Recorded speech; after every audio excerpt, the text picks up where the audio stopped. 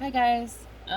Today I get lots of questions about how to fill the spots in the dominoes, and I just figured this out and I'm loving it, so I wanted to share it with you.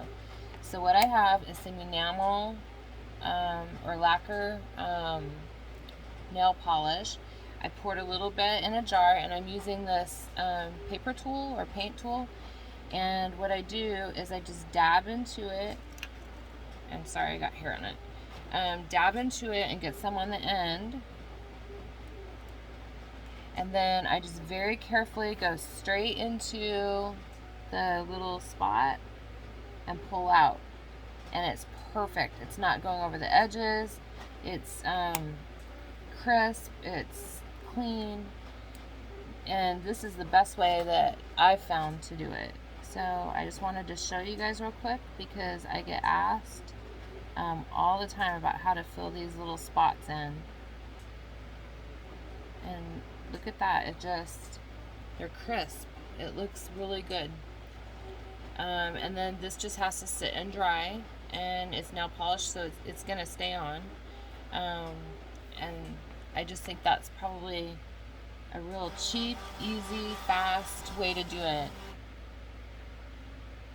So hopefully you guys like that technique. And I think for this little spot here, I'm going to try to use the little end. I haven't tried it yet, so let's do it together and see how it works and see if it is as good as doing the dots. So we're just going down in that little groove, and I'm just dabbing and filling it in. Get some more on there.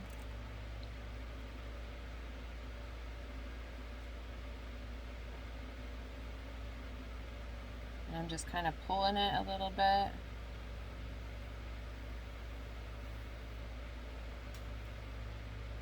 Yeah, that's not bad. I don't hate that. So, yeah, hopefully you guys like that technique. And if you have a different technique that you use, that you like, let me know in the comments below so I can give it a try and see how it works for me.